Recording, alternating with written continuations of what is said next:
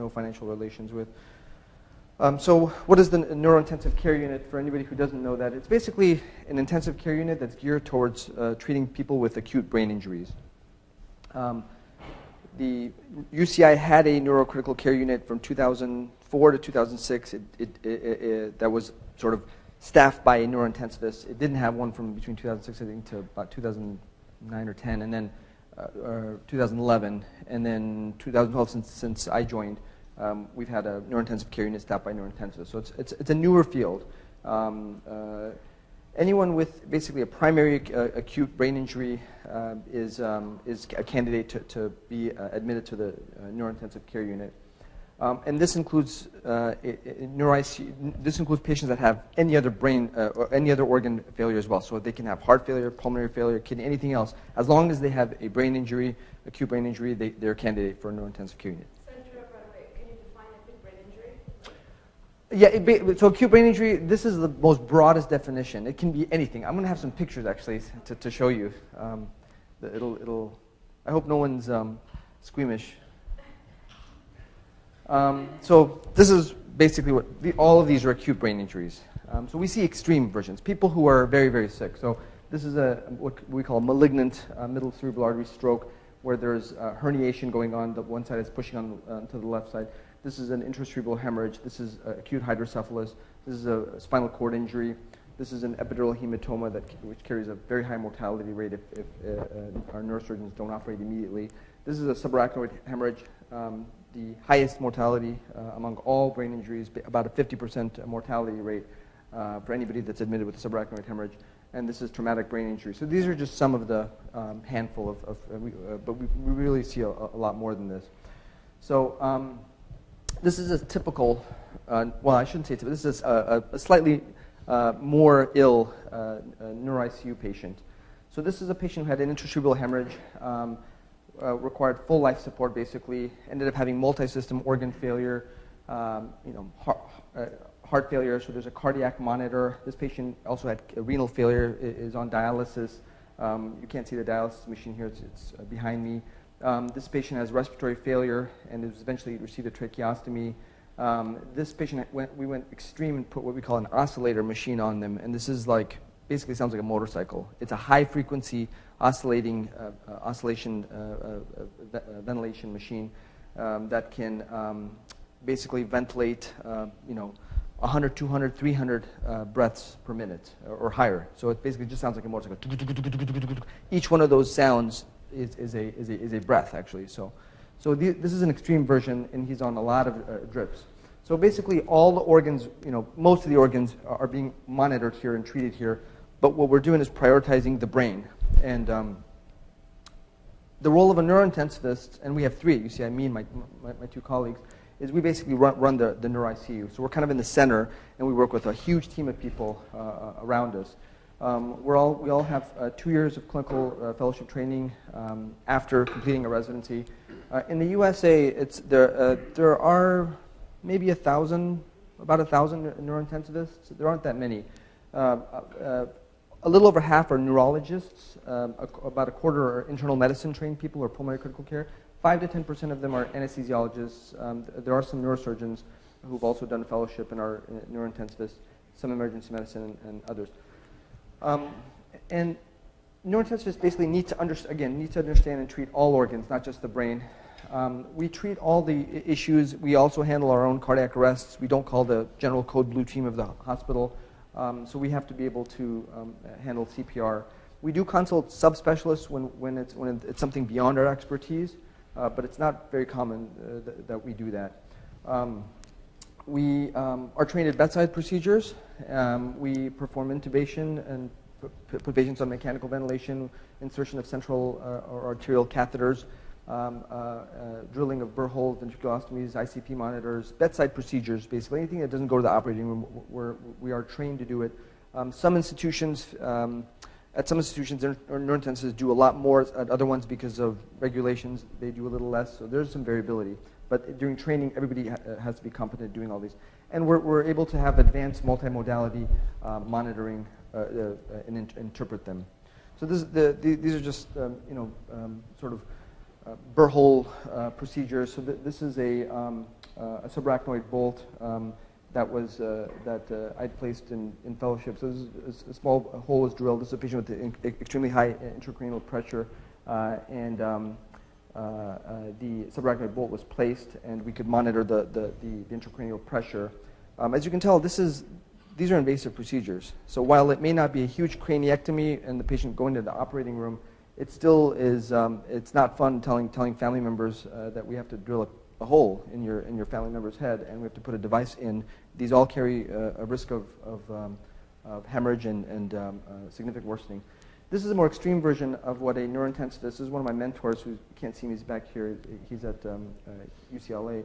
So he's actually doing a bedside hematoma evacuation. So again, a more extreme version. This is rarely done by neuro. This is a procedure done typically in the operating room. But this was a patient that decompensated rapidly. Hemorrhage had significantly gotten bigger, and the patient was in status epilepticus, so uncontrolled seizures, was decompensating. There was actually a delay with the operating room in this case, and because of the lack of time, the neurointensive decided to actually drill a hole and actually remove. And this was the insertion of the hole in the catheter was guided by this device here through markers on the brain. So it's a very, very specific. This is not a blind insertion. And he was able to get right into the location of the hemorrhage and suction 30 cc's of blood, and which significantly improved the outcome of the patient. So, Yama, typically what I'm seeing is you don't do any real-time monitoring of imaging of the brain. Correct. I'm going to get to that in 2 slides. But that's absolutely correct, and that's one of the main things. And it's a lot of the stuff we do is invasive. So most of you guys know this, but I just want to recapitulate. The brain is clearly the most sensitive part of the body, the most important organ in my opinion. Maybe I'm a little biased, but it really determines who our identity is, who we are. All the organs can be transplanted in our body. Heart, lungs, kidneys, liver, pretty much everything can be transplanted except for our brains. And as longevity increases, the average age of the lifespan is now like 80, or some or more or less, and it's getting longer and longer. And people like Claudia Cabos here study the oldest old, well above 90, 100, 110. People are getting older, and the rate limiting step is going to be brain dysfunction. It's going to be dementia or some other brain injury, because by that time, in a few hundred years, we probably could transplant all organs except for the brain. So because of this, Neuro ICU requires the highest level of delicacy and extreme level of attention to detail to really limit that brain injury and protect it. And so there's a lot of differences between the medical ICU, the surgical ICU, the cardiac care unit, and the Neuro ICU in this regards. So what is needed to protect and treat the brain? So we need continuous monitoring on a second-by-second basis, or at least by a minute-by-minute basis. We need individualized therapies for patients. As you know, no two brains are identical. And even in the extremist case, if we're able to achieve suspended animation in humans, and for anybody not familiar with the suspended animation, it's basically hitting the pause button on a crashing organism. This can be achieved with severe hypothermia or chemically induced suspended animation. But these are ways to basically hit the pause button. And astronauts traveling for hundreds of years. This is the future of the extreme version of hitting the pause button. But even if we're able to do suspended animation, actually, I should mention there's a lot of funding going on for trauma patients. In the middle of a war, a patient hemorrhaging and dying. So there's actually a lot of funding going on for suspended animation there. So how do you hit the pause button on an acutely hemorrhaging patient in the middle of a battlefield? So even if we're able to do that, the question is, what do we do once we unsuspend the patient, and how do we treat the brain injury? So the role of neuromonitoring in the Neuro ICU is key. Actually, most of the techniques we do are decades old, a century old even on some things. And there's a lot of ongoing research, but really little has changed the standard of our care in the ICU. The current basic standards are Q1 hour, which means every 1 hour physical exams, specifically neurological exams. Every 1 hour. That's what we do.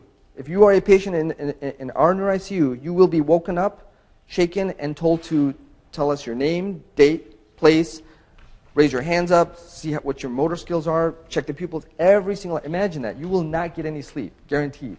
That's the best that we can do. And actually, that takes about 5 minutes, and 55 minutes will lapse before the next time that exam is done. That patient can crash during that time. If they're, sure, we're monitoring basic critical stuff like cardiac telemetry, heart rate, blood pressure, but all of these can be normal. And on the next time we check that patient, 55 minutes later, that patient could have herniated, essentially, despite having completely stable vital signs. So what we need is neuromonitoring. And as Dr. Mantulin mentioned, there's a lot of things that we need that some are imaging-based, some are non-imaging-based, but continuous things that we do right now, continuous monitoring. We have EEG capability, ICP monitors. These are continuous. There's small lapses in between when you're calibrating the machine or whatnot, but in general, they're continuous. Intermittently, once in a while, maybe once a day, twice a day, we can order a CAT scan of the head, transcranial Doppler ultrasound, MRI, a CT perfusion study, pupillometry. Pupillometry, for anybody who doesn't know, is a newer technique, and I have to say that this was just coming about when I was a resident. By fellowship, there were clinical trials going on, and now it's pretty much standard of care. So this is probably the one technology that I've been fortunate to see go from clinical, barely implemented to clinical trials to being able. This is basically a quantitative way to look for reactivity of the pupil, because a lot of times when we shine light in the eye to look for herniation signs, I might look at it and be like, the pupil's a little bit sluggish or a little bit reactive, but I'm not really sure. And then the nurse may be like, well, it was very reactive to me. And then somebody else. So there's a lot of inter-rater lack of reliability. This is very, very quantitative. A lot of times the residents will be like, I think the pupil's fixed. Well, that's an emergency. The patient's herniating and dying. Then I tell them, do the pupillometer. They do the pupillometer. They give me a quantitative method. I go, see, I told you it's fine. So I can go back to sleep. So less common, we do quantitative EEG. Jacqueline, the new director of our epilepsy program, is implementing quantitative EEG in the hospital, which we're looking forward to. How is that different from regular EEG? So quantitative EEG, it can be algorithm-driven. And I'll mention one quantitation that we use in our lab, for example, but you can now quantitate it so that you're not looking at raw EEG. Raw EEG is hard to interpret. So for example, at UCLA, they actually have quantitative EEG that the nurses are able to interpret. So and there's alarms and whistles going on. At any time, if some threshold that meets the algorithm's concerning level goes off, immediately, like, alarms go off. And in a raw EEG, that never happens. So the patient could actually die. In fact, I've been involved in situations where I walk in, I'm like, that EEG is flat, electro-silenced. And nobody knew, because the EEG was actually facing the other way, and no alarms went off. So quantitative EEG circumvents all that. There's a bispectral index monitor, BIS, which is basically a poor man's EEG, not as accurate. Brain tissue oximetry, jugular venous oxygen detection, and then PET scan, SPECT scan. There are things that we can do less commonly, and we are capable of doing all of this to some extent. I definitely use BIS. Once in a while we'll order PET or SPECT. It's very, very rare. Brain tissue oximetry we should implement. We have a new neurosurgeon who's a trauma surgeon who has a lot of experience with that. And jugular venous is fairly easy to do, although we don't do it that often. The least common that is done at some centers is cerebral microdialysis. So this is actually checking the extracellular content within the brain. So a little probe is put into the brain, and the level of neuronal injury at the cellular level and extracellular level is evaluated. So for example, specifically lactate levels and pyruvate levels can be analyzed to see how much that tissue is at risk and hypoxic or requires additional support. NIRS device, laser Doppler flowmetry, thermal dilution. These are very less common, and I'm certainly not an expert in these. But in my training, I did get experience with cerebral microdialysis at one place. With all this stuff, the patient is basically not movable except in a very rare circumstance. So if you're not going to do an MRI or something routinely, so this is all that stuff has to be brought to the patient and needs to be That's exactly the case. So I'll look at this and I'll be like, okay, well, I don't know what's going on with this patient. Hey, nurse, can we please send this patient to the CT scanner or get a CT perfusion or do something? And this is usually their reply to me. You know, this patient's connected to 30 lines everywhere, at least 30 lines. And usually the respiratory therapist who has to accompany us to help us manage all, the ventilators and keep the patient alive, usually does, she'll just walk away. So you're absolutely right. We need. Exactly. You need something portable, you need something efficient, reliable, and continuous. Question. How much of that is lack of understanding, different values of the technology versus having a standard protocol? Is just a matter of having the right standard protocol where you kind of follow, you do this and then you go to CT? So I have a slide that addresses that, but that's a very good question. It's very difficult to to sort of drift from clinical dogma. And you're absolutely right. A lot of things we do, there isn't a lot of evidence for it, actually. But it's, with people out of fear and basically lawsuits and the fear of the unknown, to really sway away from clinical dogma. Some of it is definitely technological limitations, without a doubt. But I think a lot of it is because people are afraid to use something, or they're just not geared to, supported. They don't have the resources to be able to test those things out. So some of the holy grails of the Neuro ICU. So the main one is basically to identify identify at-risk brain regions in real time, continuously, and then treat it appropriately with continuous feedback to sort of let us modify our treatments continuously. One major focus is cerebral blood flow, and so this is basically unknown information to a large extent. I mean, there are definitely some research tools that are being implemented, but none of them are clinical or standard as far as a continuous measure. Cerebral blood flow is based on cerebral autoregulation, which is basically based on vascular metabolic coupling, meaning the brain is the command center of our body. When the brain commands, when it demands, everything listens to it. So when a certain region of the brain wants blood, it will get blood. If it wants the heart to pump harder, the heart will pump harder. The brain can send any organ into failure. In fact, a very common phenomenon we see is called a broken heart syndrome or Takotsubo syndrome. It's a severe heart failure that occurs with severe acute brain injury, where the brain becomes so demanding that the heart goes into complete failure, and we're talking 90% failure of the heart in a normal healthy people like us. We do see that sometimes. So when this vascular metabolic coupling is important, brain regions that are less active will require less blood. But the problem is that with brain injury, autoregulation fails. So predicting cerebral blood flow and the needs of cerebral blood flow are difficult. So if we give too little blood to the brain, there's basically a stroke. If we give too much blood, you get hemorrhage, reperfusion injury, the pressure increases inside the brain. So the blood pressure and other modalities that we have to modify cerebral blood flow have to be tailored to individual patients in specific brain regions, which is very challenging. Another focus, I'll mention a little bit more about this in the next few slides, another major focus is what is happening at the cellular level. So all of these things that we're talking about are extracellular, sort of vascular, but what is happening at the cellular level, and how can we study specific neuronal dysfunction rather than regions of the brain or global brain? When you talk about the cellular level, I guess we had a seminar, in fact, the speaker is sitting right there talking about looking at the microscopic level. Is that the level you need to be at? Or Sure. At a region of the brain? Or what are you presenting? Well, I mean, it depends on the question we're asking. So sometimes we need a specific nucleus, so a few hundred neurons, a few thousand neurons. And other times it may be, I mean, there are some nuclei in the brain that have a specific function. They only have 1,000, 2,000 neurons.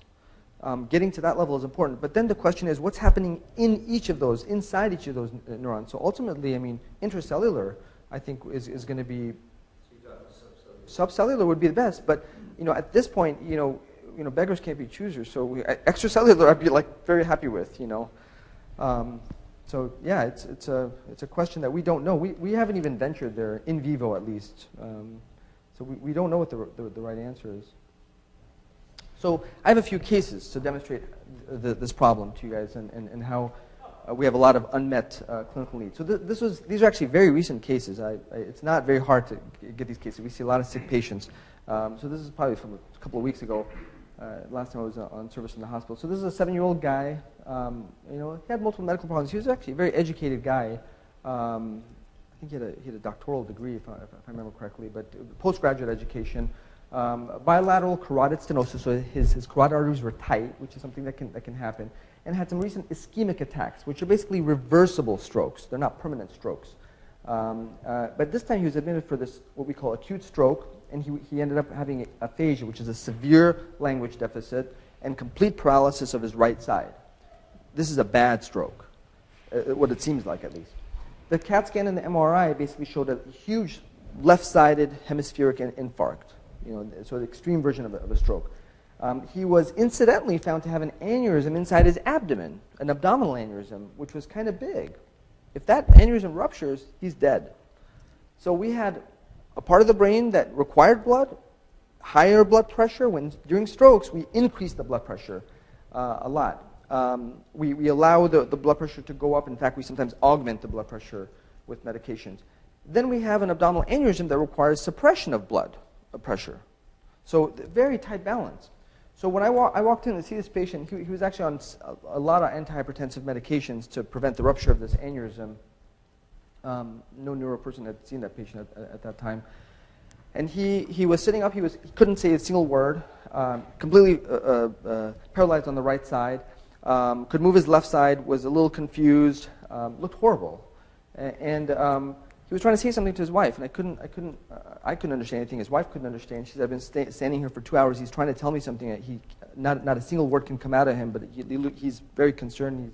He's afraid. So for this patient, I realized that the vascular surgeons, or the people who do surgeries on the aorta and the aortic aneurysm, they would never want me to augment the blood pressure. So what I did was I kept the blood pressure the same. I just laid the patient down, and I laid the patient upside down, actually, Trendelenburg, 30 degrees, so his head was down, which is something we don't typically do because there's a risk of pneumonia and aspiration pneumonia. But I did that, and I laid him there for a minute at least. Immediately, within a minute, he actually gained a majority of his language. He gained his right side function better. He told his wife to come over, and he literally told his wife how much he loves her, and he started talking to her about his dying wishes. I mean, I had to walk out of the room. I said, I'm going to give you guys 5 minutes. I'll come back. Because he was in so much, he thought he was dying. But this was something remarkable. The wife couldn't, he said, I haven't heard him talk in the past day, since the last night, since they went to sleep and he woke up with a stroke. So this patient had a reversible deficit. It was not a permanent stroke. And it required very tight blood pressure. The problem is we don't know how much blood pressure is required in the brain at that location, how to balance that, and how to be able to augment blood pressure here without potentially hemorrhaging an aneurysm in the abdomen. So if he had an ICP monitor, do you need to have it where the stroke was? Could it be on the other side of the brain? Or how does that work out? This guy had no ICP issue yet. For stroke specifically, ICP issues happen 2-3 days later. I think in this guy specifically, something to monitor cerebral blood flow specifically, to show that, oh, look, cerebral blood flow is low. Let's lay him down, see how much cerebral blood flow, because we can't keep asking him questions, right? That's the problem with our neurochecks. Every 1 hour neurochecks. What's going to happen in that 55 minutes duration between the neurochecks? But if we had a way to target that, that would be perfect.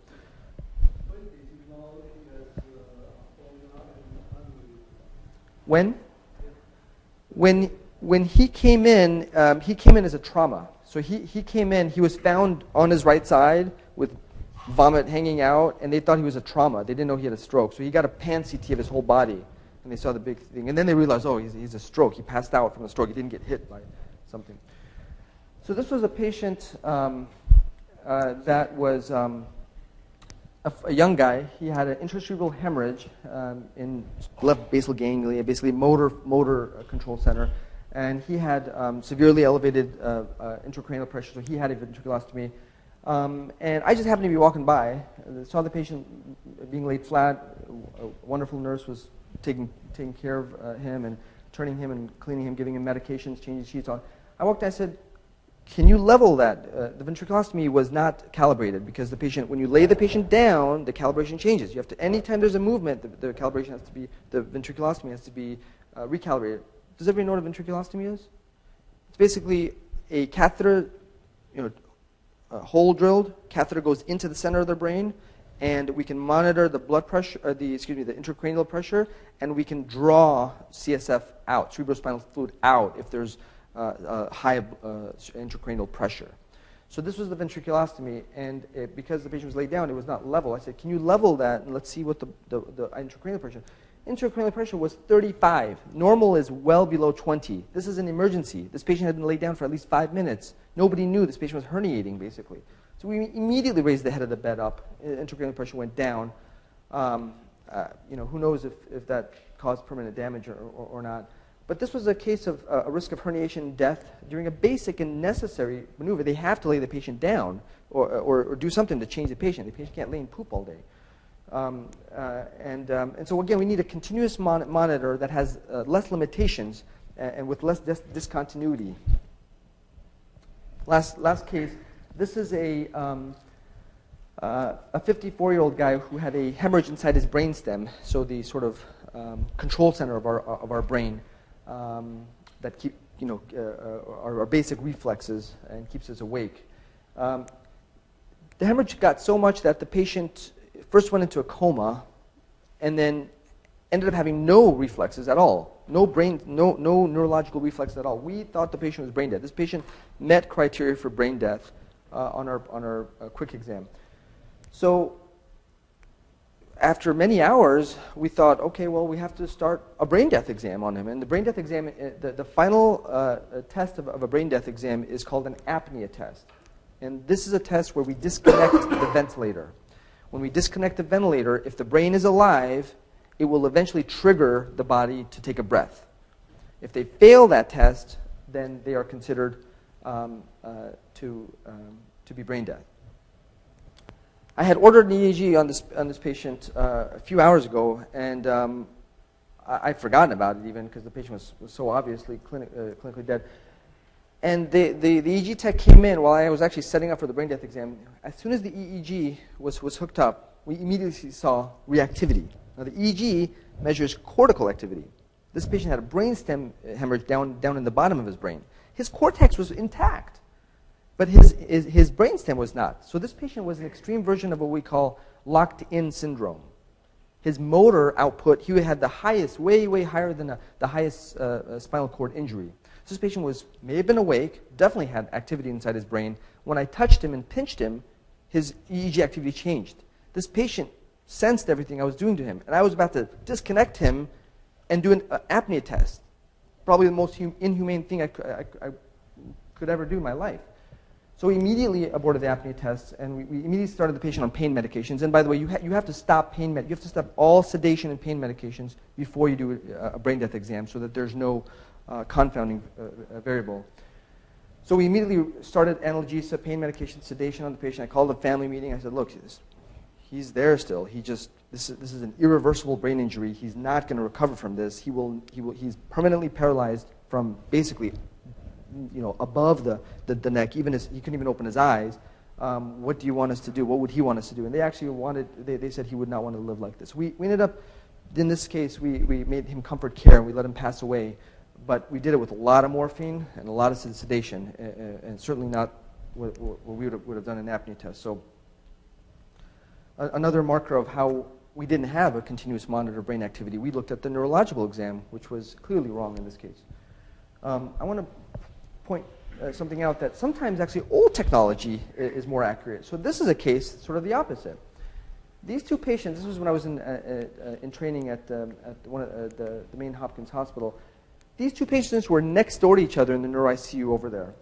Their CAT scans look very similar. This is a brainstem hemorrhage, by the way, just like the last patient I showed you. So they look actually very, very similar. This is a 40-year-old guy. This is a 57-year-old guy. In fact, we used to mix them up sometimes, be like, which one's which? Because this guy looked very young. So the question here is, predict the neurological exam of these two neurocritical care patients. Which one do you think is worse or better? Are they both dying? Are they both comatose? So For those of you who don't know what a GCS is, it's a Glasgow Coma Scale. 15 is the highest, so we're all 15. This guy is 15. 3 is the lowest. This guy's a 3. This guy is in the deepest of deepest comas. This guy is actually following commands, understanding, talking to us, everything. He's a little bit weak on his arms and legs because the motor parts got affected, but he is not in a coma, fully awake. So sometimes, even technology is unreliable, and actually you have to go back to the neurological exam. So I want to make the point that cerebral blood flow, going back, is very modifiable. We can easily augment blood pressure. We can give medications that like vasopressors that increase. We can give fluid. We can transfuse blood. We can increase carbon dioxide, which is a vasodilator of the blood. We can give other medications that specifically cause vasodilation. We can increase oxygen content. We can increase nutrients within the blood. Aside from we can do a lot. We can also do the opposite, and we can even pretty much pause the brain, put the patient to the deepest of deepest medically induced comas, or put them into hypothermia. We do this all the time. So we can do a lot and regulate cerebral blood flow up or down. The problem is we don't know when to do it sometimes. So for example, vasopressors, which cause vasoconstriction. So these are medications that augment blood pressure. But in fact, sometimes they can reduce cardiac output just because of the mechanism. So for example, if you vasoconstrict one drug called phenylephrine, vasoconstricts the artery, it doesn't do anything to the heart. So what does the heart do? The heart tries to pump harder, but guess what? It's facing a vasoconstricted artery. So actually the cardiac output of the heart will go down. So all these things can increase blood pressure, but they do in different ways. And the question is, well, we use the. Well, yeah, they're definitely primarily anesthesia, but we use these all the time. And so I want to talk about mention this interesting study that actually Dr. Mantulin and colleagues did. So this was, as you mentioned, an anesthesia drug. We use these in the Neuro ICU all the time, and as I mentioned, in Neuro-Intensivists.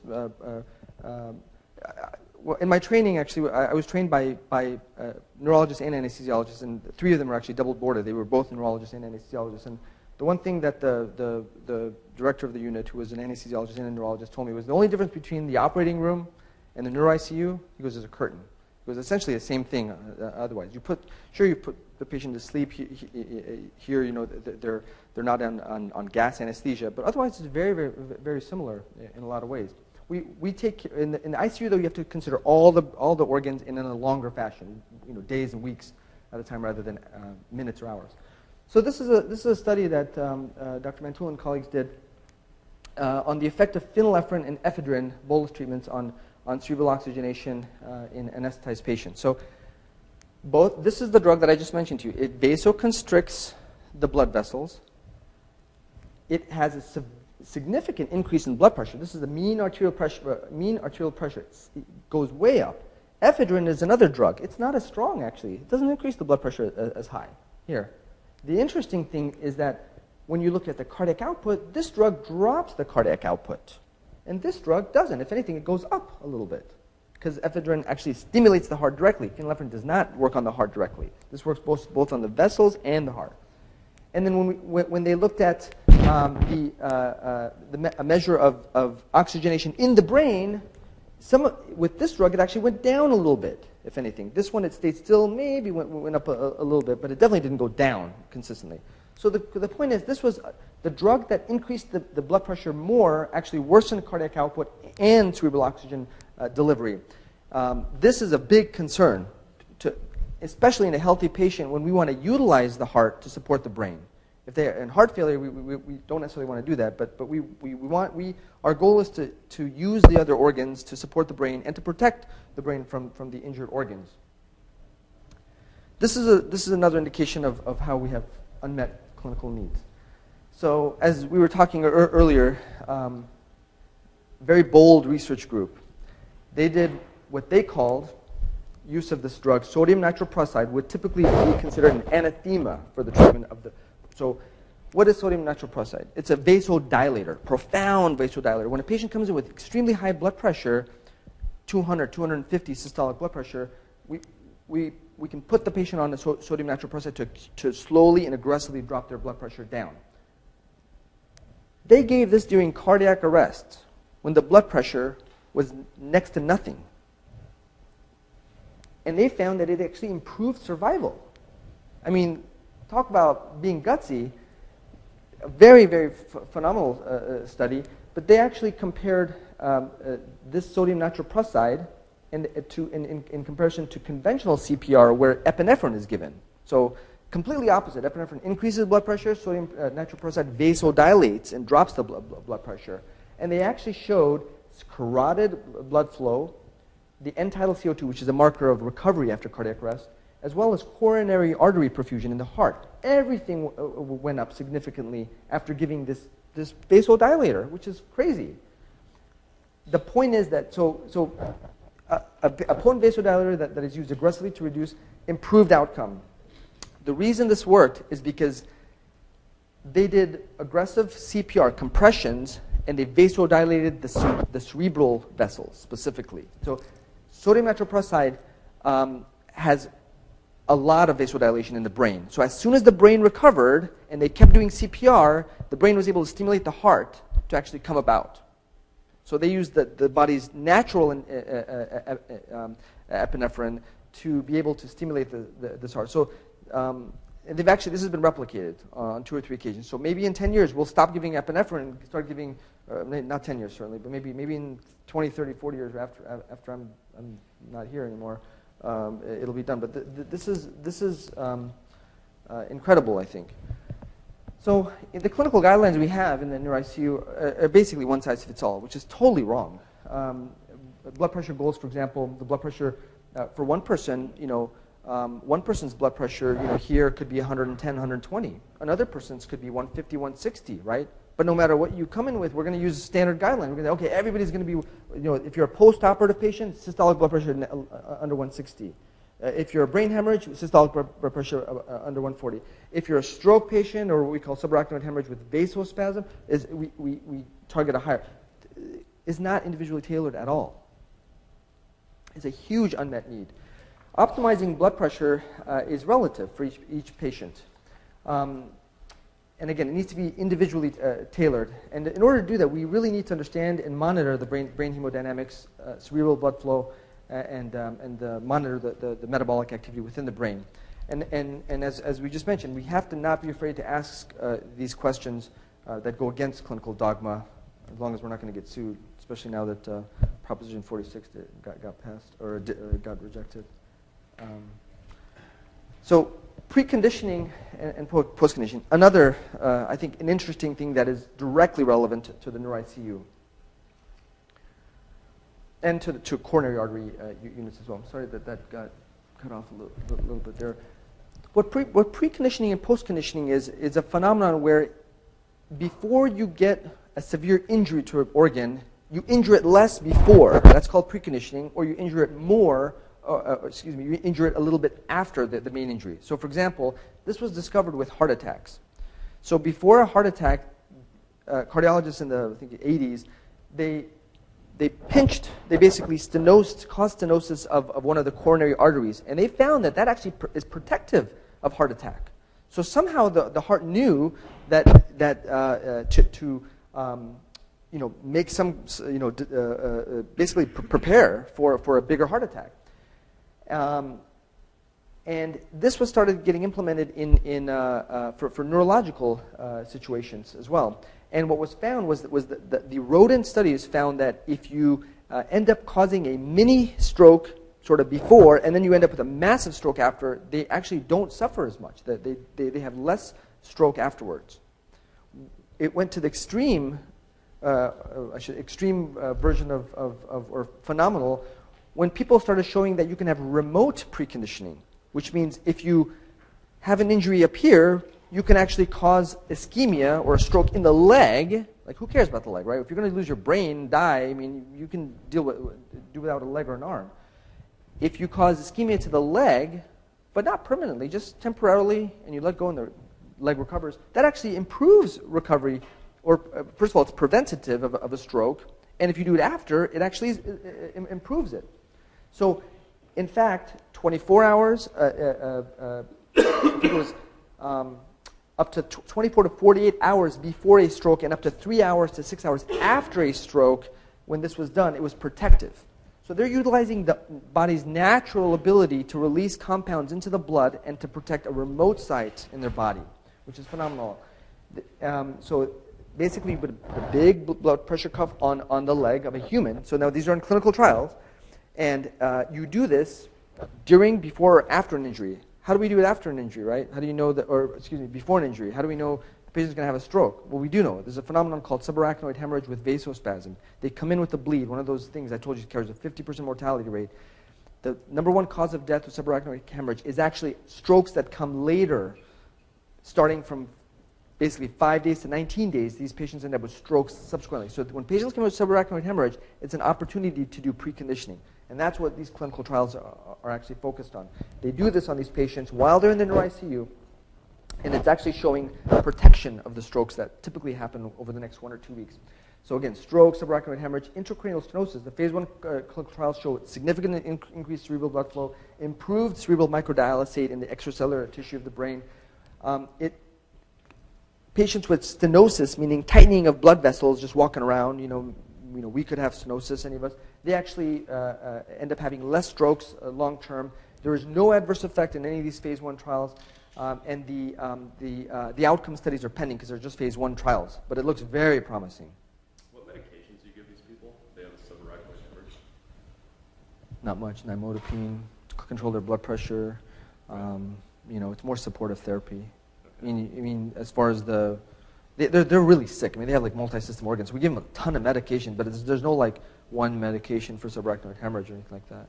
Yeah, and I'm just like wondering if like including someone's leg and raising their blood pressure is a concern when you do this. Raising their blood pressure? Wouldn't that raise the blood pressure? Very little. Very little? Very little. Yeah, very little. It's just a little bit. And you can control the blood pressure. That's easy. Right. That's easy. The important thing is that that leg thinks it's getting injured. It releases a bunch of molecules, in inflammatory, BDNF, growth factors, probably stem cells or nutrients from these. Send all these things in, and it's all of a sudden the whole body recovers. I mean, it's a phenomenon. It's a genius idea, I think, because you're not coming up with a drug. You're saying, let's just use the body's natural ability. I think that this is the. So you use this for patients who already have some sort of problem and you want to minimize subsequent strokes? Yes. Yeah, you can do it before or after. So there's preconditioning, postconditioning, and I think these clinical trials are very promising. So what are the advantages of the Neuro ICU in studying the brain? So emergency neurological patients, they're monitored closely. They're very salvageable. We have a team of brain specialists. It's a semi-controlled situation in the Neuro ICU. We regulate these patients very well. There's immense data acquisition. I mean, we're probably, I would argue, we're probably the biggest multimodality unit in the ICU. Cardiac ICUs, I think, do a lot too, but the neuro perspective of our potential, I think, is much greater. You can do remote telemonitoring of all this data as well. And if there's anything that needs to be done, the neuro-intensivists and neurosurgeons can do bedside procedures, or the neurosurgeons can take the patients to the OR. So there's a lot that we can do. So I'm going to shift my talk a little bit to coma and neuromonitoring. Why I chose coma, why am I interested in coma? The answer is it's the common denominator between all the patients in the Neuro ICU. Basically, no matter what, all those CAT scans I showed you, so all the hemorrhages and strokes, everybody ends up in a coma, basically. So it's the one thing that's common between all of them. And that's how I got interested in this phenomenon. So coma is basically a severe disturbance of consciousness. When you lack arousal and awareness, you're basically in a coma. And there's a spectrum of it. So if you have a little bit of arousal, you can be in a vegetative state. Or if you have basically a little bit of either, you can be in a minimally conscious state. So it's not an all or none phenomenon. But basically, anybody who's in a coma they're considered a neurological failure. That's an organ failure. About half of our patients I would argue, are in some kind of coma, in one of these spectrums of coma. Some are in the deepest of coma, some are in the minimally conscious state or vegetative state. And even in the medical ICU, 25% of patients are in a coma. This is the medical ICU. These guys come in with a pneumonia or like something completely unbrain related, but they end up in a coma somehow because of some kind of organ dysfunction. The liver, the lungs, the heart, something happens and then they end up in a coma because the heart or those parts of the body are not sending enough blood to the brain, or the liver sending toxins to the brain, or other things. or the kidneys. So coma anywhere in the ICU is actually an independent predictor of death and length of stay. A lot of things can cause it, as I mentioned.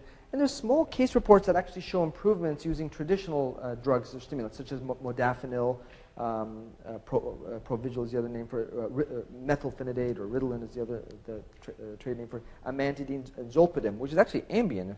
So interesting. These can be stimulants, but one group actually showed you can give sleeping pill and wake up a patient. I'm not going to get into the mechanism of that, but it was a really interesting study. It's contradictory, but it does seem to work. It's a very large study, too. So I'm confused. If the patient goes into a coma because there's some organ failure, treating that patient with the drug to reverse the coma doesn't treat the underlying problem that induced the coma. Is that desirable? That's a good question. I think I have a slide on that, but I'll just say once briefly about that. The newest guidelines for the Society for Critical Care Medicine in 2013 recommend what we call sedation holidays. For decades and decades, the mentality has been that the brain is injured, rest the brain, rest the brain, rest the brain. Let it heal. It's wrong.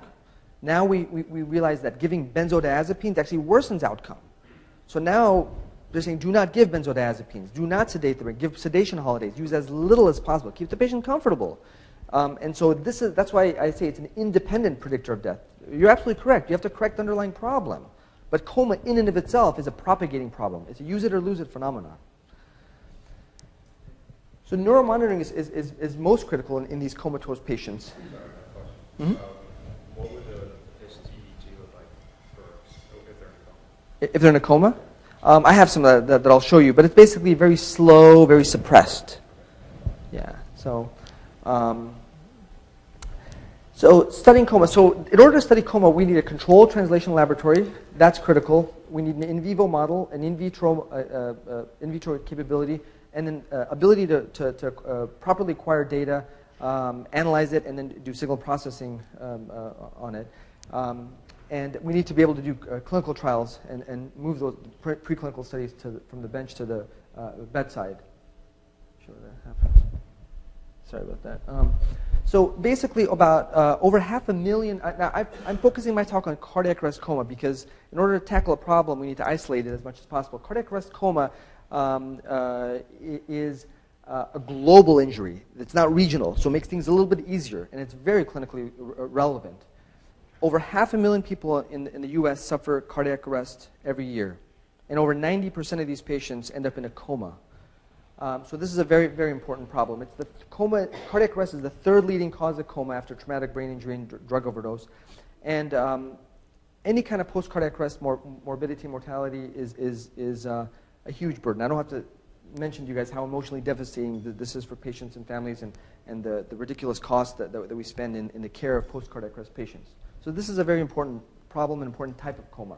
So when the patient's in coma, all these hourly tests that you want to do are useless because the patient's in a coma. So, and you probably have the same problem when you're dealing with your animal studies. You can't interrogate your rat saying, oh, what hurts, or who's the president, or whatever it is that you ask. Well, we check brainstem reflexes. So you should still have brainstem reflexes if you're in a coma. If you don't have brainstem reflexes, you're brain dead. Yeah, but that's a good question. Yeah. So arousal from coma is the #1 predictor of outcome after cardiac arrests. So coma and arousal from coma is a very important question, specifically in cardiac arrest. The faster patients arouse from a coma, the better their outcome is. And you could argue it's a chicken or egg phenomenon. To some extent, it is. But nobody studied this question again. So you have to question,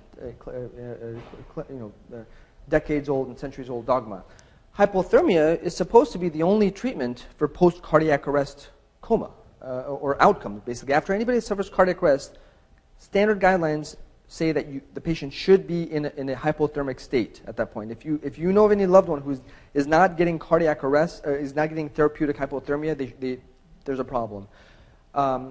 This was the case until December 2013. For 10 years, this had become standard guidelines to drop the pressure down and induce the patient to hypothermia. It improves outcome a lot. And less than a year ago, this paper was published in New England Journal of Medicine saying that actually there's no difference between 33 degrees Celsius and 36 degrees Celsius. So the old studies may have been flawed because they were comparing 37.5 versus 33 degrees. But this paper is saying, actually, you only have to drop the temperature down by 1 degree, and you can achieve most of the benefits of therapeutic hypothermia. So what this means is what we thought was the only treatment for post-cardiac arrest coma is probably doesn't exist. You just have to drop the temperature by 1 degree.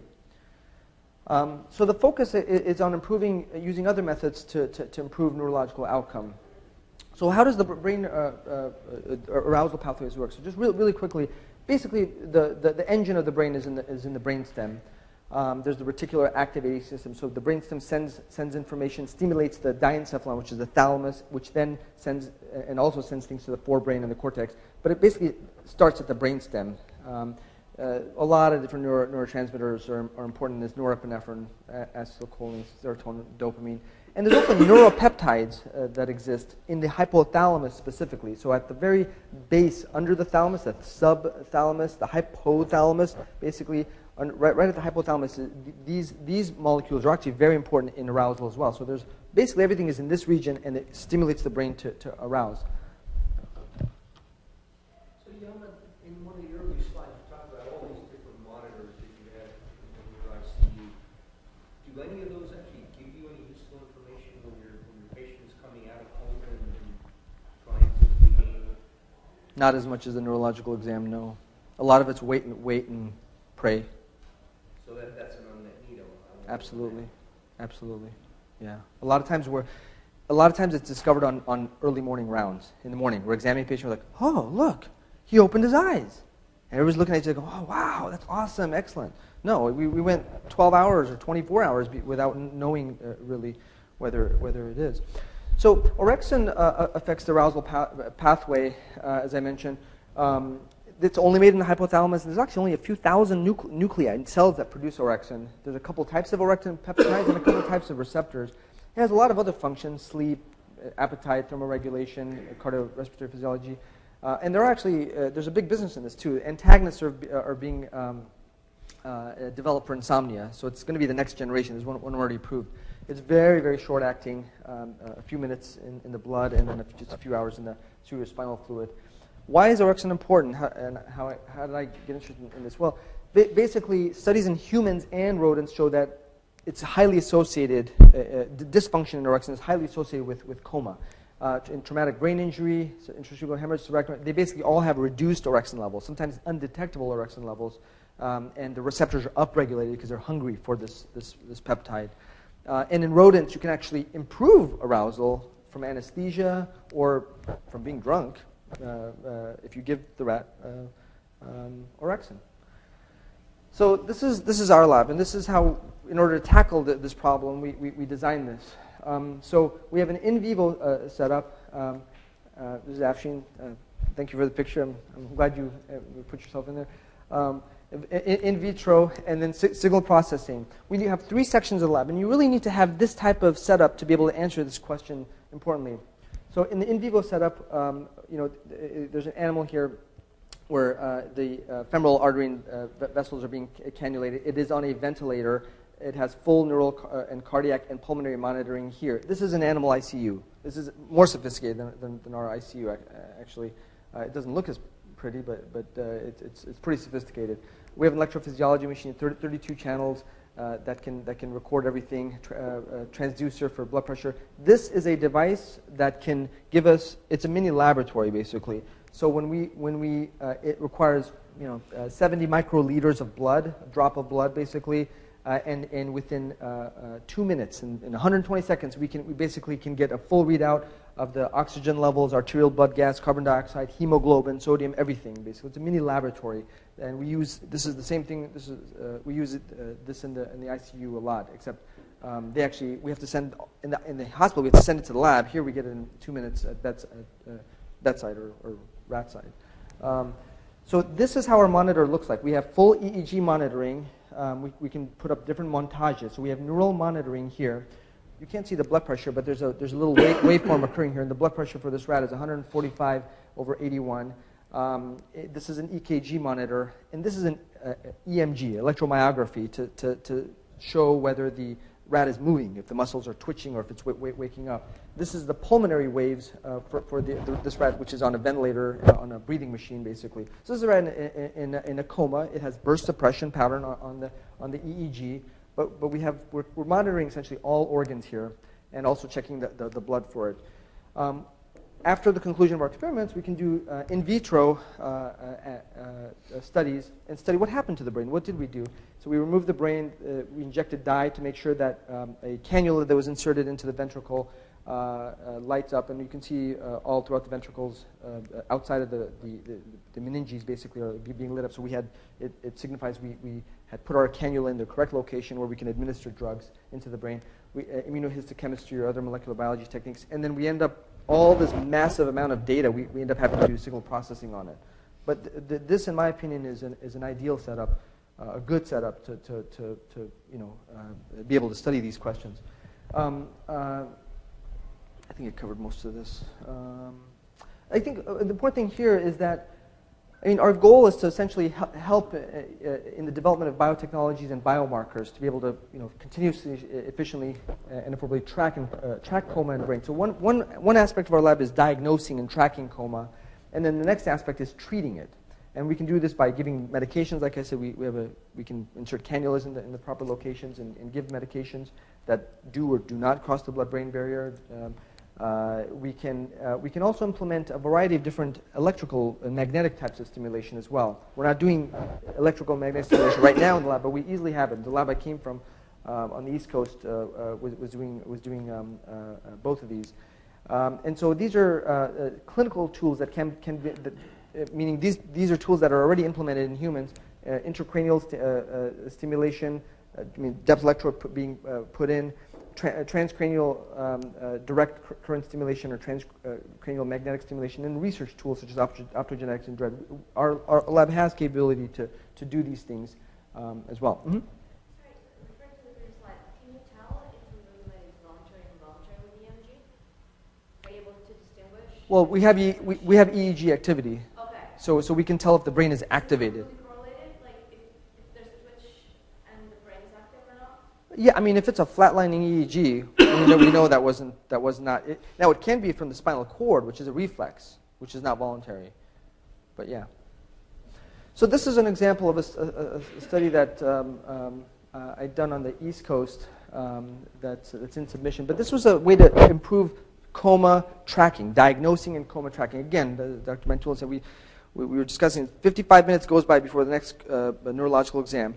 And we thought, well, what's a good way to continuously monitor these animals? So this is, so I worked with a couple of graduate students at Nitish Thekor's lab over there. So one graduate student developed a wireless EEG system on this rat. So that had been placed. So we worked in collaboration, which is how I think all these studies should be done. And then me and another guy, we developed this accelerometer that was attached to the EEG. So it was basically a happy rat walking around with a little backpack, basically, wireless EEG and an accelerometer. And then what we did was we induced this rat into a cardiac arrest. We allowed it to recover and monitored the coma. And what we found, so this is a quantitative EEG. This is the accelerometer, basically, quantitated here, and we use an algorithm for the XYZ vectors. And then this is actually video monitoring as well. As you can see, with time after the cardiac arrest, as the animal is recovering, there's a correlation between the amount of activity in the EEG, in the accelerometer, and in the video. And when we quantitated all these correlations, essentially we found about a 0.7, 0.75 correlation between an accelerometer and the EEG. So our conclusion was, as long as this rat is not paralyzed and is able to move, in other words, if it doesn't have spinal cord injury or some kind of motor pathways are not compromised, if it is arousing from coma in this experiment, it has 70-75% correlation, which is very good. It's definitely better than nothing. So this is just a simple way to do this, and I think this is very easy to implement on comatose patients as a clinical trial. Very easy. Accelerometers are cheap.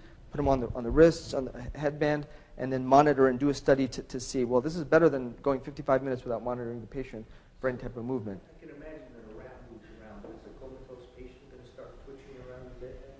They do. I mean, these accelerometers are so sensitive. So I mean, even an eye blink, a little twitch can. And the thing is, this is not necessarily going to replace an EEG, but it's a heck of a good thing to join with an EEG. So in other words, if the patient's sleeping, right, the quantitative EEG will tell you the patient's sleeping. So don't be alarmed. If the quantitative EEG doesn't tell you that the patient's sleeping, right, and so the patient should be awake, but the accelerometer shows no more activity, that's a concern.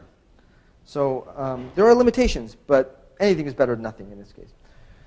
So going on to mechanisms and treatments of coma. So this is how we examine we do some of our experiments. Basically, we end up implanting EEGs and intracerebral ventricular cannulas along with an osmotic pump that can deliver a drug inside the brain. A week later, we let the rat recover. A week later, we end up intubating the rat, putting it on mechanical ventilation, a breathing machine. We catheterize the femoral artery and the femoral vein that allows us to monitor blood pressure and to administer medications as needed. We wash out the anesthesia. We induce cardiac arrest. We do CPR. We give epinephrine bicarbonate. We do chest compression, identical to what we do in humans. At that point, the rat is in a very, very deep coma. We end up monitoring continuous EEG, and then we do behavioral tests after the rat is extubated or removed from mechanical ventilation and is breathing on its own. And then we monitor the rat at subsequent days as well, up to however long we want or however long it survives. I mean, and then we end up isolating the tissue, the brain, and we can do full molecular biology on this. And then, of course, we have to do our signal processing on all this data acquired here, the digital data that was acquired here. The important thing is that we can modify the amount of cardiac arrest. We can increase severity of coma or decrease it. So we can answer a lot of questions. I think it's a good model to be able to alter the level of coma. I want to mention one thing. In talking to a lot of people who are much smarter than me, the one question is why has 99% of rodent studies not been translated into humans? And one of the main things that people say is, well, sure, it's a rat, or a pig, or different strain. But one of the main arguments is that these rodents are hardy. They are hardy. They have good collaterals. They don't die. Humans are delicate. And in understanding that, a lot of times we have to make the injury in rodents as severe as possible without killing it. And this kind of setup does that because we have life support. If it's going to die, we'll just put a breathing machine in it and we'll keep it alive. And with typical stroke models in rats, that's not possible. I mean, a lot of times those things are not translated because they have extremely good collaterals. It's basically a minor little stroke for them, and they regenerate like crazy. So severe injury is actually important in order to be able to translate things to humans. So this is just one slide, one or two slides on the mechanisms of post-coma. This is actually very recent data that Ginny King, our postdoc, worked hard on. When we looked at different time points of coma, so this is a control, no cardiac arrest. This is 2 hours after cardiac arrest. This is 4 hours after cardiac arrest. And when we stained the hypothalamus for the amount of orexin A peptide and as a control melanin concentrating hormone, when we stained this, and the quantity, this is, again, let me emphasize, this is preliminary data. It's just on 2 or 3 animals, but I think it's very promising that at this time, when we quantitated the number of cells expressing the orexin, it looks like there's actually a correlation between the deepest level of coma, which is 2 hours. So the rat is in deepest coma at 2 hours. In fact, it's deeper at 30 minutes to 45 minutes, but we haven't done those studies yet. But at 2 hours, it looks like there's this huge drop in the orexin. So basically 30% loss of orexin neurons. And then at 4 hours, there's actually some recovery. It gains a little bit of orexin peptide expression, whereas the control is the opposite. So orexin expression seems to correlate with the coma level. The deeper the coma, the induced, the lower the amount of orexin. As it's arousing from coma, orexin expression seems to be recovering. This is another study that Ginny did recently that essentially, what we're showing here is that we're looking at we're looking at a protein called PCREB, which is basically a transcription factor that's associated with activation of neurons. And here what we see a very similar trend that at 2 hours post-cardiac arrest, we see the most amount of reduction in PCREB expression. And that also seems to correlate. The interesting thing in this here is that the exact locations where all this expression is occurring for this marker of neuronal activity, PCREB is a marker of neuronal activity, actually correlates with orexin target sites. So the areas that have the most amount of receptors seem to be expressing this PCREB. So this is another piece of evidence to show. This is very recent evidence that we got. It's preliminary, but I think it's very promising. This is a study that's in submission where we actually treated rats with orexin. We gave orexin to the animals, and when we infused it with a pump, we gave a bolus injection and then a continuous infusion for up to 2 weeks. We showed that actually during recovery at 4 hours, when we tested the animal with behavioral exams, so this is a neurologic deficit scale, it's basically a coma scale, we showed that the animal is actually more awake. So higher is good, 80 is normal, 0 is dead, 10 is like deepest coma. This animal that received orexin in red at 4 hours was much better. At 24 hours, 48 hours, 70. By 12 days, they all recover. Again, these rats are so hardy, so everything they all end up recovering. But this is a much faster arousal after we gave orexin. And when we looked at the EEG and quantitated it, this is a specific quantitative method we use that's entropy analysis. This is a normal rat. Normal entropy is 1, 0 is dead. We do cardiac arrest. Entropy drops down to basically almost 0. We do CPR, it recovers, and then slowly it has this significant decline. Orexin is given right around this time point. The EEG, the entropy significantly increases and stays up very high. And then, there may be some significance here, but we didn't achieve significance. Actually, Dan Nguyen from ICTS helped me do the statistics. I'm appreciative of him. So what about if we can't save the animal, right? Or the human? What if we cannot, what if it's irreversible and it's a dying brain patient? What's the point of studying that if somebody's going to die?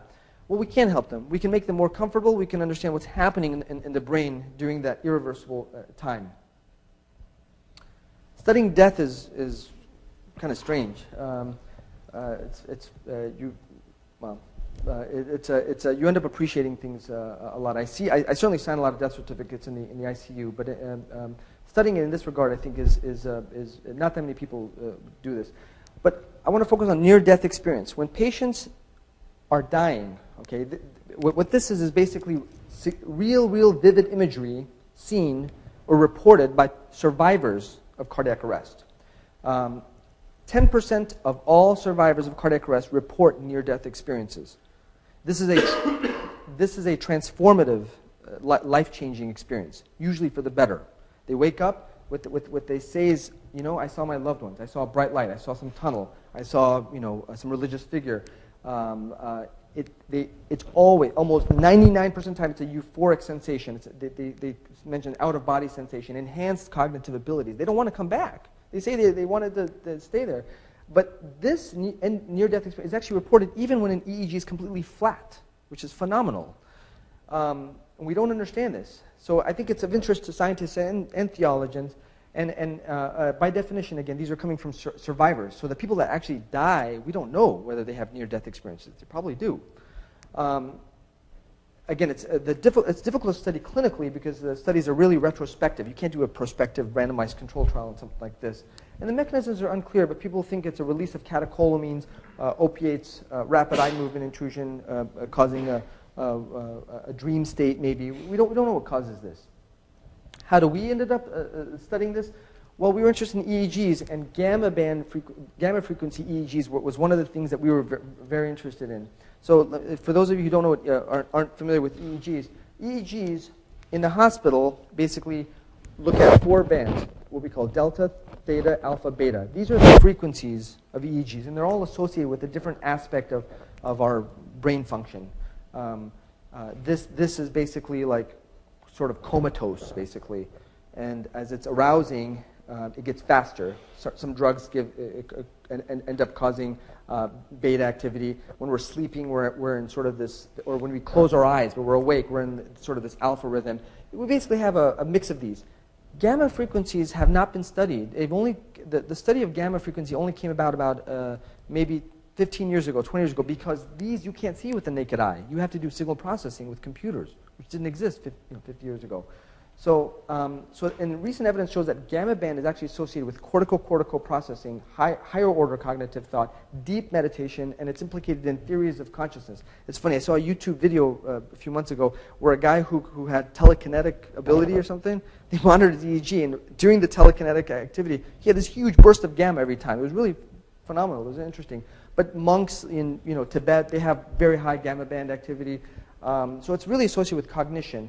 And there's ways to do the analysis, coherence between different. So these different bands talk to each other sometimes, but you really need high-level quantitative EEG to look for gamma. So we were very interested in this. No, you can have gamma frequency in a lot of places, but you're correct. So certain parts of the brain may have more, and certain parts may have less, depending on what function you're doing, whether it's visual or auditory or things like that. Absolutely. So I'll mention gamma frequency in a couple of slides on some of our data, but this is the way our cardiac arrest signal processing looks like. So blood pressure being monitored. The top edge is systolic blood pressure. The bottom edge is diastolic blood pressure. So this rat had a 120 over 70 or something blood pressure. This is the EEG IQ, as I mentioned. 1 is normal, 0 is dead.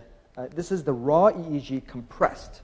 This just looks like the regular EEG, just really highly compressed. This is called burst suppression because it's under anesthesia. So it's kind of flat and then bursts and flat and bursts. And this is just a spectral analysis, spectrogram of the specific band. So the gamma band is up here in sort of anything above 30 is, and you can go up to actually 250 or whatnot, but way up here is all gamma band frequencies.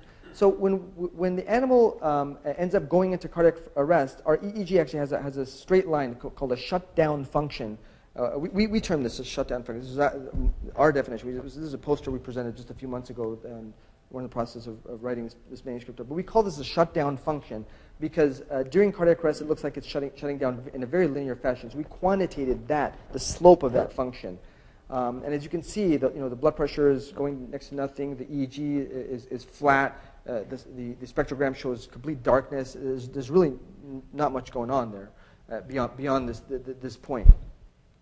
But what we looked at when we looked at things more closely, when we looked at the slope, what we found, just as Dr. Mantulan mentioned, that in specific parts of the brain, the shutdown function differed. So, for example, here, this rat had 4 electrodes placed, and the right occipital lobe over here, with the star, ended up being significantly higher. Basically, it was a less of a negative slope, which means it shut down. It took longer to shut down. Higher at the alpha and the slow gamma frequencies. So this was remarkable. We didn't expect that. And the other thing is that if you notice the fast gamma, actually, in general, all locations of the brain have a slower shutdown function there. So what does that mean? This, to me, meant that there's something special about the right occipital lobe during death. And interestingly enough, the right occipital lobe, if you look at papers associated with that explain near-death experience, actually, most of those things I mentioned to you, reporting of loved ones, visual imagery, landscapes, seeing the light at the big light, all those things are associated with more on the right occipital lobe. And actually rats have handedness, by the way. They are right-handed and left-handed. So we're in the process of seeing if this actually holds up in humans as well, because I think that would be phenomenal. Next thing I want to mention is this is somebody else's paper that looked at something called, what we call the blips, but they call it surges of EEG activity. So this is a patient, a case series that's reported by another group that showed during death, and this is actually a BIS monitor, by the way, so it's a poor man's EEG. This was a patient that just happened to die, and they just happened to have a BIS monitor. I think this patient may have been in the some of these patients were in the operating room. They may have succumbed in the operating room because BIS monitors are more frequently used there. But during this death process, they have this huge burst in this BIS activity for some reason. And they reported this as saying this surge of EEG activity during the time of death. And, they didn't know what it was, but they thought it was kind of interesting. Another study in rodents a couple of years came out that showed decapitation of rodents has this, they call it a wave of death. And so after decapitation is done, this time post-decapitation, so about a minute to 2 minutes, you have this slow wave of death. So something is happening there. They didn't quantitate this. They didn't do quantitative EEG or anything. They just saw this is raw EEG, and they showed this. Here's our data. This is Donald Lee in our lab, and Danny and a couple other people that helped to do the signal processing generate this. This is phenomenal, I thought. So these are just a sample of our rats, that some of them end up having these blips of activity, and some of them don't have blips in activity. So we were like, we were trying to study this, but it seems that in our preliminary evidence, the rats that end up having these little blips during death, this is a dead rat, completely dead rat right here, 7 minutes dead, and then we do CPR. So let me emphasize, the beauty of our lab is we can resuscitate these animals. All those other experiments, they can't resuscitate the animals. So that's why we're interested in this near-death experience and studying this in more detail. So the rats that have blips, for some reason, have a lower IQ recovery. The rats that have no blips have a higher IQ recovery. So having blips or near-death experience means you're really, really, really sick, basically. That's what our hypothesis is, but we have to do more analysis to figure out this. But I think it's very interesting. So this is a patient at UCI who ended up passing away, and I think, was it you had asked about the raw EEG? This is a raw EEG, so this is how an EEG looks like normal. There is a little bit of a spectrogram on this, but it's not, quantitative. This is a patient that we knew was going to die. They did not want CPR. She was we call it do not resuscitate. She had severe brain injury, multisystem organ failure. So we were ready for this. She happened to be on EEG monitoring when she happened to die, to pass away. This is her during cardiac arrest. So this is as she's going into cardiac arrest, during cardiac arrest. This is her after cardiac arrest. So this is 20 minutes after cardiac, flat EEG. We looked at this data, and what we're showing here, again, we show this interestingly. So I want to point out wideband, delta, theta, alpha, beta, gamma. So this is gamma band. So every single band that you see is dropping in entropy, every single one except this one, this gamma band. There's a surge. It goes up. It goes the opposite direction, which is phenomenal. I mean, what that means is a different question, but this gamma band that's associated with this cognitive thought process is actually going up, unlike the other ones. Mm-hmm. How do you identify the exact time of death? I was there bedside on this patient.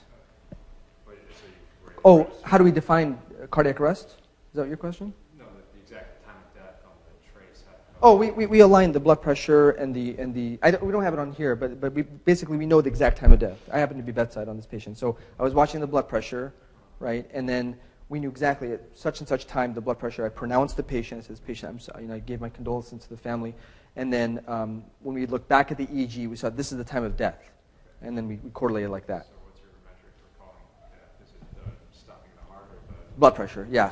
It's a medical definition of death. That's a good question. Anytime I mention death, it's blood pressure. It's cardiac arrest. Cardiac arrest is death, basically, in medical literature. And the definition of cardiac arrest, it's a good question, actually, is pulseless. If somebody loses, if they don't have a pulse, they're in cardiac arrest. So they are clinically dead. You can bring them back, or you can't. But that is considered death. And so it's usually irreversible after a minute or a few minutes. But activity requires energy. So if you have cardiac arrest, you're not bringing in fresh nutrients and blood to that part of the brain. Where does the energy for that gamma spike come from? That's a great question. Nobody knows. Nobody studied this. Maybe there's something is causing it. I don't know if there's a big surge happening for some reason, whatever it is. The last little reserve of the body. Now it's not a massive signal so much as it is a massive entropy rise. There is a wave that you see there. It's not gigantic, but it's brief on some, but longer in other words. But I don't know how to explain it. But it's only at the cortical level. I want to make sure people understand. So it's a very tiny part of the brain, but the most important part of the brain. So the future of neurointensive care. So we need a translational laboratory geared towards studying coma and acute, nearly fatal brain injury. We need to study the mechanisms, the improved diagnoses and treatments.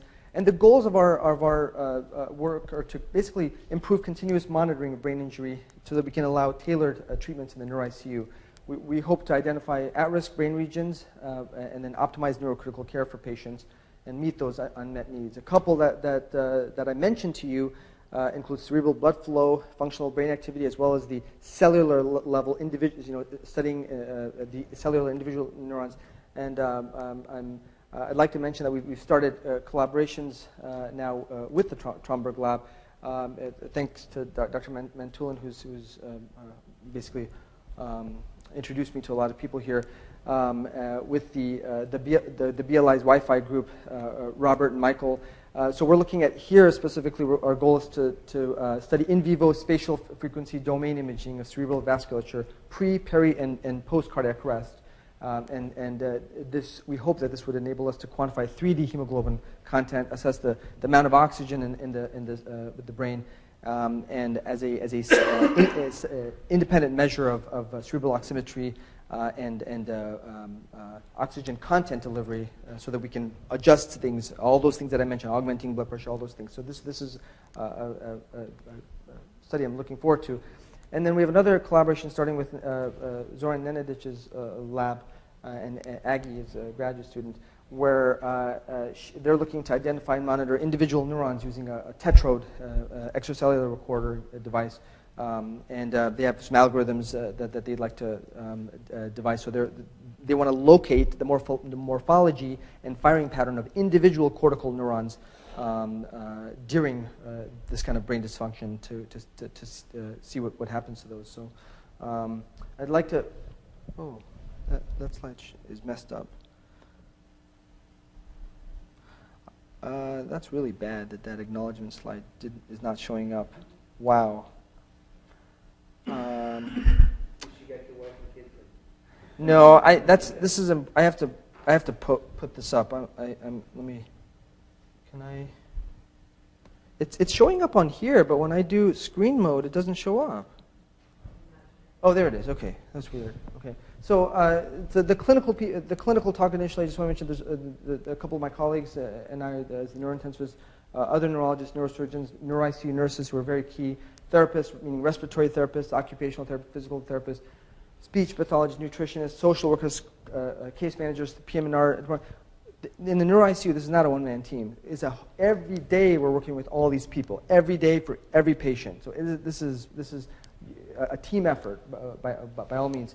And then our research labs, or the in vivo, in vitro group, Ginny and Afshin, who are sitting there, who pretty much lead everything. Miriam, who's more recently joined, Ramin, Mateen, Juan, Zohal, Jasmine. The last people are all undergrads. Ramin graduated recently. And then our signal processing people, a few people, Donald, primarily, and Danny, Lauren, who's a BME undergrad, and Davi's an undergrad also. And then our collaborators at Hopkins, and my friend at Case Western, whom I trained with, and PhD candidate have also been helpful for guiding us with stuff. So thank you. Sorry it took a little longer.